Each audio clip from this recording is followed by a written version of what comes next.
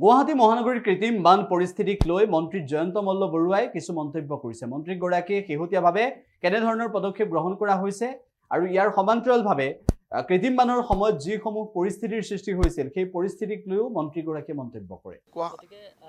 ইয়াৰ এটা কাৰণ হয় যে মানে সিংগল ইউজ প্লাষ্টিকে ইয়াৰ এটা কাৰণ হয় আৰু বিভিন্ন কাৰণ আমি এতিয়া আইডেন্টিফাই কৰিছোঁ।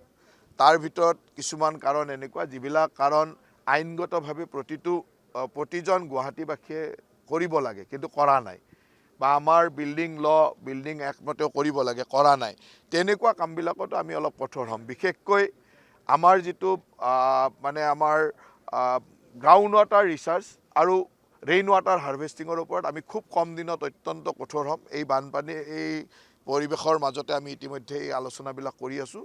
অহা কিছুদিন পিছতে গুৱাহাটীৰ সকলো কমাৰ্চিয়েল ফ্লেট যিমান আছে আৰু আনকি চৰকাৰী ব্যৱস্থাটো চৰকাৰী কাৰ্যালয় ইত্যাদিতো আমি গ্ৰাউণ্ড ৱাটাৰ ৰিচাৰ্চ কৰা যিটো আমি চকপিট বনাওঁ আৰু ৰেইন ৱাটাৰ হাৰ্ভেষ্টিঙৰ ক্ষেত্ৰত যথেষ্ট কঠোৰ হ'ম। যিসকলে এইবিলাক নীতি নিয়ম নামানিব তেওঁলোকৰ ওপৰত চৰকাৰখন অত্যন্ত কঠোৰ হ'ব। কাৰণ এইবিলাক যদি আমি কৰিব নোৱাৰোঁ গুৱাহাটীৰ কৃত্ৰিম বান ৰোধ কৰাটো ইমান সম্ভৱ নহয়। গতিকে তাৰ কাৰণে আমি প্ৰত্যেকটা কমাৰ্চিয়েল ফ্লেটত ইমিডিয়েটলি নিয়ম মাফিক কৰিবই লাগে। তেওঁলোকে ইতিমধ্যে তেওঁলোকৰ কাগজে পত্ৰই কৰি থৈছে, কিন্তু এতিয়াও যদি আমি যিকোনো কমাৰ্চিয়েল বিল্ডিঙত যাওঁ, যিকোনো ফ্লেটত যাওঁ, তাত ৰেইন ৱাটাৰ হাৰ্ভেষ্টিং বা আমাৰ গ্ৰাউণ্ড ৱাটাৰ ৰিচাৰ্জৰ কাৰণে যিটো চকপিট থাকিব লাগে সেইবিলাক দেখাত বনাই থৈছে, কিন্তু তাৰ কোনো মানে অকাৰ্যক্ষম কৰি বনাই থৈছে। এতিয়া প্ৰত্যেকটা ফ্লেটতে কাৰ্যক্ষম ৰেইন ৱাটাৰ হাৰ্ভেষ্টিং আৰু কাৰ্যক্ষম গ্ৰাউণ্ড ৱাটাৰ ৰিচাৰ্জৰ কাম কৰিব লাগিব, আৰু তাৰ কাৰণে GMC অত্যন্ত কঠোৰ হ'ব। খুব কম দিনৰ ভিতৰতে এইটো আমি ষ্ট্ৰিক্ট ডিচিশ্যন ল'ম। চাওক, আইনমতেতো যি হ'ব পাৰে, আমাৰ এক্টত লিখা আছে সেইখিনি কৰিবই লাগিব। আমি প্ৰথম কথাটো হ'ল যে আমি তেওঁলোকক প্ৰথম নটিচ দিম যে এইখিনি দিনৰ ভিতৰত কৰিব লাগিব, আৰু সেইখিনি নকৰিলে আইনমতে যি ধৰণৰ কঠোৰ হ'ব পাৰোঁ সেই ধৰণে কঠোৰ হ'ব। কাৰণ গুৱাহাটীত এতিয়া যি ধৰণৰ আৰ্বান ফ্লাড বা ফ্লাছ ফ্লাডৰ সমস্যা আহিছে এইবিলাক আমি কৰিবই লাগিব। এইবিলাক নকৰিলে আমি যিমানেই চেষ্টা নকৰোঁ কিয় এই আৰ্বান ফ্লাডত আমি মানুহক ৰক্ষা কৰিব নোৱাৰিম। গতিকে আমি কিছুমান হেৰিৰ ক্ষেত্ৰত আমি অলপ কঠোৰ হ'ম, আৰু সেইখিনি আজিয়ে মই মোটামুটি ৰাজহুৱাকৈ সেইসকল বিশেষকৈ কমাৰ্চিয়েল ফ্লেট অনাৰসকলক, যিসকল বিল্ডাৰে এইসমূহ বনাইছিল, তেওঁলোকক মোটামুটিকৈ আজিয়ে কৈ থ'লোঁ যে তেওঁলোকৰ ইমিডিয়েটলি এখন নটিচ যাব, আৰু সেই নটিচ পিৰিয়ডৰ ভিতৰত তেওঁলোকে কাৰ্যক্ৰম অকল দেখাবৰ কাৰণে নহয়, যে দেখাবৰ কাৰণে এটা চকপিট বনাই থৈছোঁ, দেখাবৰ কাৰণে ৰেইন ৱাটাৰ হাৰ্ভেষ্টিং কৰি থৈছোঁ, এইটো নহয়। একদম কাৰ্যক্ষম চকপিট গ্ৰাউণ্ড ৱাটাৰ ৰিচাৰ্জৰ কাৰণে আৰু কাৰ্যক্ষম ৰেইন ৱাটাৰ হাৰ্ভেষ্টিংটো একদম 100% কৰিব লাগিব।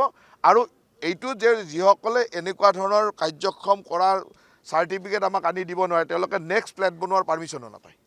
তেওঁলোকৰ পাৰ্মিশ্যন ইত্যাদি আমি ষ্ট্ৰিক্টলি বন্ধ কৰি দিম। তেওঁলোকে প্ৰত্যেকটাতে কাৰ্যক্ষমভাৱে চলাব লাগিব, তেতিয়াই নেক্সট পাৰ্মিশ্যন পাব। গতিকে এনেকুৱা কিছুমান ষ্ট্ৰিক্ট ডিচিশ্যন আমি ল'ম য'ত আমাৰ প্ৰয়োজন আছে। কাৰণ নহ'লে গুৱাহাটীৰ এই কৃত্ৰিম বুলি নকওঁ, এই যিটো আৰ্বান ফ্লাড, এই আৰ্বান ফ্লাডটো আমি কণ্ট্ৰল কৰিব নোৱাৰিম। আজি ৰাজগড় ৰোডৰ পানী হোৱাৰ কাৰণটো আমি চাইছোঁ যে এটা ড্ৰেইন, যিটো ড্ৰেইন আমি চাফ কৰি আছিলোঁ, কিন্তু চাফ কৰিলেও এটা ড্ৰেইনৰ অকণমান মাজত মানে ডিলিংক হৈ আছিল। সেই ডিলিংকটো আমি খুব কম দিনৰ ভিতৰত কাটি দিম।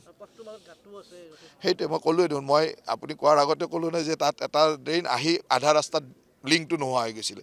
সেই লিংকটো আমি বনাই আছোঁ, সেই লিংকটো কাটি দি ইমিডিয়েটলি ভৰলুত পানীটো পেলাই দিব পাৰিলে সেই যিটো পানী আজি দেখিছে সেই পানীটো নোহোৱা হ'ব। এতিয়া চাওক, আজি পাণ্ডু এৰিয়াত 160 mm যিটো ইমান ডাঙৰ বানপানী হৈছে, কিন্তু আপুনি যদি ইমান ডাঙৰ বৰষুণ হৈছে, কিন্তু আপোনালোকে যদি চাই পাণ্ডু এৰিয়াত আমাৰ হাৰ্ডলি 1.5-2 ঘণ্টা পানী আছে। 1.5-2 ঘণ্টাৰ ভিতৰত পাণ্ডু এৰিয়াৰ পানী ক্লিয়াৰ হৈছে। গতিকে ক'ৰবাততো আমি ছাকচেছ হৈছোঁ, যে পানী সোনকাল ওলাই যোৱাৰ যিটো ব্যৱস্থা সেইটোত আমি ক'ৰবাত ছাকচেছ হৈছোঁ। এতিয়া য'ত হোৱা নাই সেই মানুহটো আশা কৰে যে তেওঁলোকৰ ঠাইতো হওক। গতিকে এইবিলাক হ'বৰ কাৰণে প্ৰত্যেক ঘৰ মানুহে গ্ৰাউণ্ড ৱাটাৰ ৰিচাৰ্জ কৰিব লাগিব, প্ৰত্যেক ঘৰ মানুহে ৰেইন ৱাটাৰ হাৰ্ভেষ্টিং কৰিব লাগিব, প্ৰত্যেকটো ড্ৰেইন চফা হৈ থাকিব লাগিব। এনেকুৱা কিছুমান সমস্যা আছে যিবিলাকত আমি অকণমান কঠোৰ হ'ব লাগিব, আৰু সেই ধৰণে আমাৰ চৰকাৰখনে বা পৌৰ নিগমে সেই ধৰণে কাম কৰিব।